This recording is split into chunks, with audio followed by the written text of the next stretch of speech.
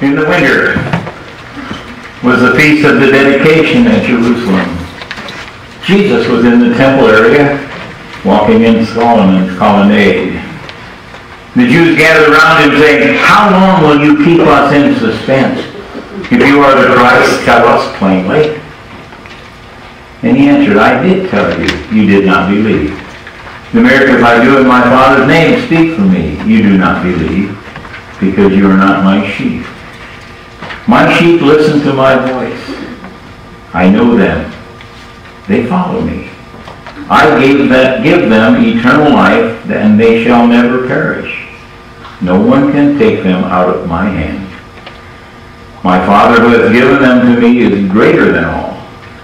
No one can take them out of my Father's hand. The Father and I are one." The word from the Lord in the house of the Lord.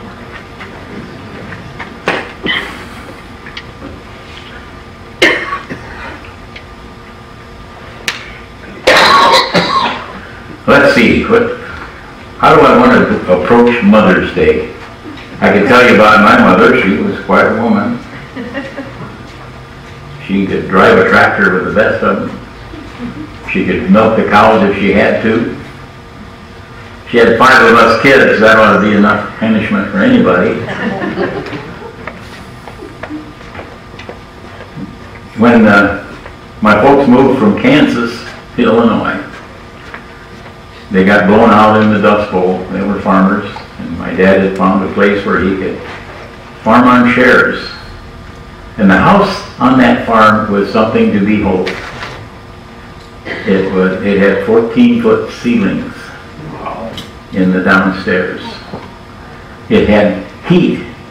It had a 36-inch square register in the dining room that heated the whole thing. Well, sort of heated the whole thing.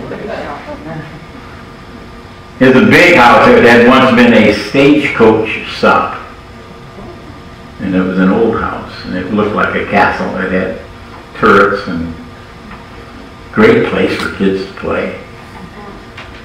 But it was a place of strange things happening. We had a tornado that blew our barn apart. It tipped a tree over and stuck a branch through my sister's bedroom window, which woke her up. It took a lot to wake her up, too. And we discovered what kind of fun you could have with a tree. My dad rigged it up and with the tractors pulled it back upright. But we were afraid it needed to root again, so he left the rope hooked to the tractor. You're imagining things, aren't you? So the angle was about like that. And my older brothers thought it was really fun if they could get me to hang on to the rope while they drove the tractor out to the full length.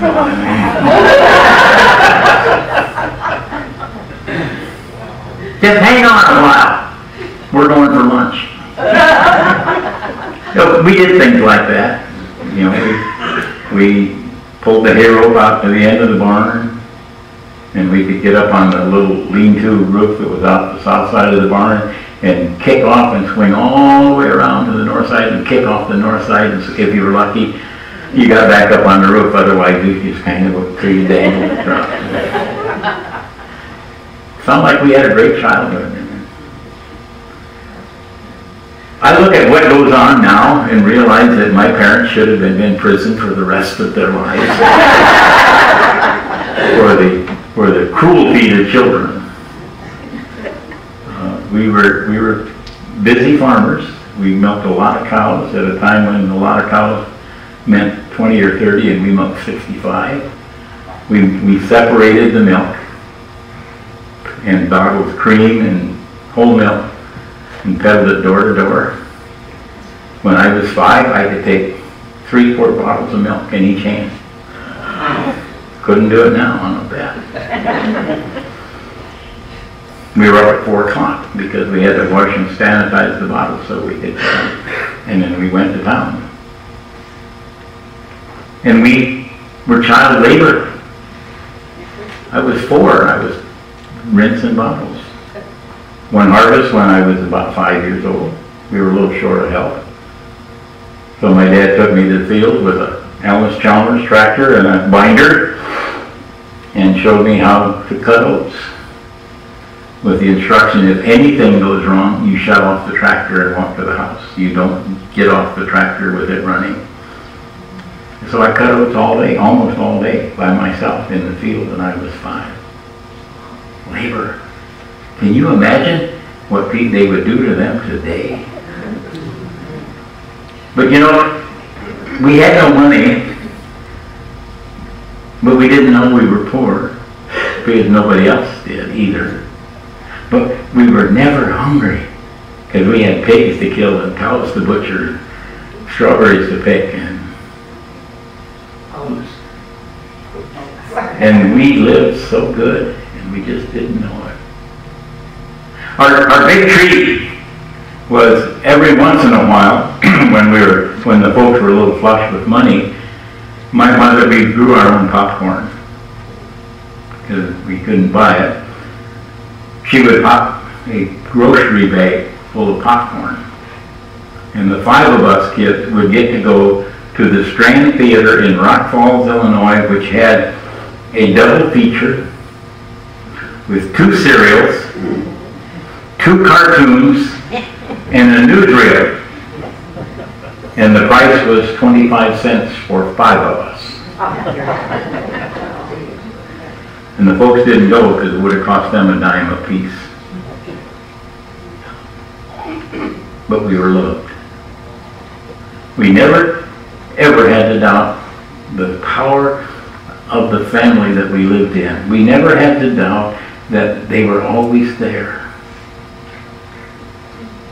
And my dad and mom were great examples, because they never fought in front of us. I don't know what they did off somewhere else. When my dad arrived, he and my uncle brought the horses from Kansas. And my uncle had turned a corner too sharply and hit the truck over and broke the stock rack. Didn't hurt the horses. It was a Model T. Doesn't go very fast. So they had to buy 2 boards to fix the stock rack, and when my dad got to Illinois, he had 78 cents in his pocket. 4 kids, and starting out. But you know, he never, ever indicated anything but what it was going to be okay. Now, he made teaching a priority. My mother, on the other hand, made review a priority. When I was 14, I rolled a pickup, but I was smart enough to roll it right back up on its wheel, so we didn't have a lot of trouble that way. And my dad said, "I hope you learned about driving on ice." And several years later, my mother was still reminding me that I had rolled the pickup. She was a reminder. And she reminded us always, not with words, but with deeds, what love really amounted to. The people trusted that Peter could do something for Tabitha, even though she had died. Even though in those days all the widows came to be the grievers in the funeral services that they were going to have. They would surround the dead body with wailing and crying and moaning and groaning. And Jesus said, "Just go away." And he appealed for the love of God to lift this person back to life. Now I know I can't pray somebody from the dead back. But what concerns me more even than lifting someone who is truly dead back to life is to think about lifting those whose spirit is dead. We can lift them. We can demonstrate to them the love that is real, the love that is positive, the love that is overwhelming, if we'll just do it. I see it. Because the people who work in the food pantry see it. There are people come in there fully ready to take advantage of anything they can get, and there are some who come in there so desperate and so willing to humble themselves because they have to. As I said, we never hungered, even though we didn't have any money, but we had meat in the freezer. If we didn't, we could kill a cow and have it. Have you ever eaten cracklings? Yep. You butchered too, didn't you? My mother, if we were having sudden company, could go out into the hen house and she could tell with a quick feel. I never developed the talent. Which of those chickens were laying and which of them were faking. And if she found one that was faking, she didn't wring necks, but we had a corn knife that was about that long. And you grab both wings and the legs and throw them out in the grass and let them flop.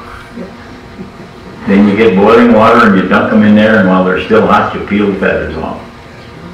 I can see some people who peel feathers got burned fingers. She could do 6 chickens in about 30 seconds.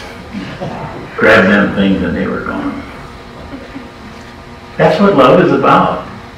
Love is about doing. Love is about, not about platitudes and fancy cards. And Debbie did a great job with the flowers again. Gosh, they're beautiful. But love is about doing. Love is about being there when people need you to be there. Love is about touching lives. Not just touching bodies, but touching lives. In whatever way it's necessary. And I think that's what Mother's Day is about for me. I obviously only had one mother because Mom and Dad were married 72 years.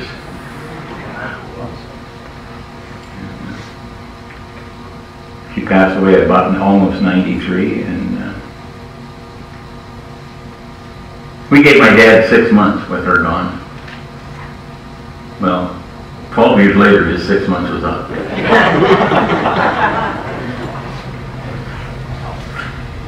They had a partnership that we couldn't believe. One time we had a reunion, and the next generation down from us had us playing the old West game.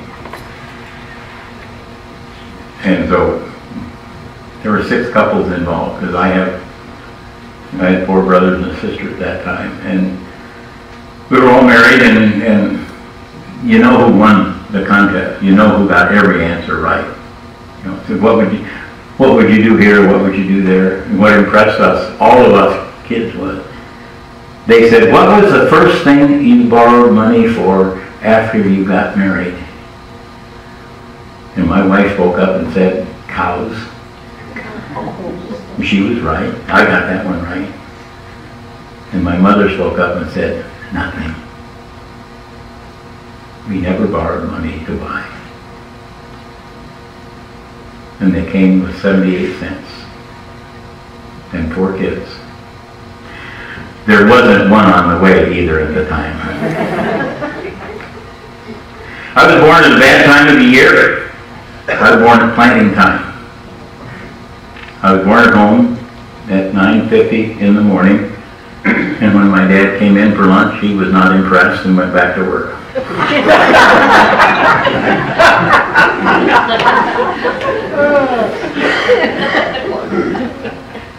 But love is what it's all about. Love is things, not gifts, but touches. Yeah, sometimes it's a gift, but it might be, I don't know, how many mothers have really ugly pictures on their refrigerator that are important. And we look at them and they're ugly, and you look at them and they're gorgeous. The feeling that we can have for one another is what love is all about. It's what Mother's Day is about. It's what raising people's spirits from the dead is all about. Yeah, I could talk about my mother a lot because I knew her a long time. And she was a pretty impressive person. Not just because she was, Just a memory hit me. Not just because she was my school teacher for a year. We lived a little over half a mile from school, and I wouldn't ride to school with her, or ride home with her either. I'd rather walk. She almost ruined my academic career. I got grades that year that I had never seen before or since. So. I'll guarantee you she showed no favoritism in the class. Now this was not a classroom, this was a schoolroom, because she did all 8 classes, 8 grades. So I look back and I can see so many things, but what really I remember are the special times and the special feelings back and forth. And hopefully, absolutely hopefully, we can have that feeling, that real touch feeling with the God who loves us enough that we can love each other. You see, I had 3 older brothers, one of whom I didn't want to know. One of whom was a pretty good protector, and one who stood off and laughed. But my mother did love me, and as Mark Twain said, I caused her a lot of pain, and she enjoyed every moment of it. Wouldn't take it back, wouldn't trade it. She finally got proud of me when I got to be a pastor. She said it's about time. I don't know whether she meant it's about time I got a good job or the time I went to work. I'm not sure what. She never finished that statement. She just said it was about time. And I was introduced one time. I was a guest speaker. And I was introduced with some really flowery language, and I thought to myself, boy, I wish my mother was here. She would have believed every word. Mothers are special because they're God's love made incarnate. Love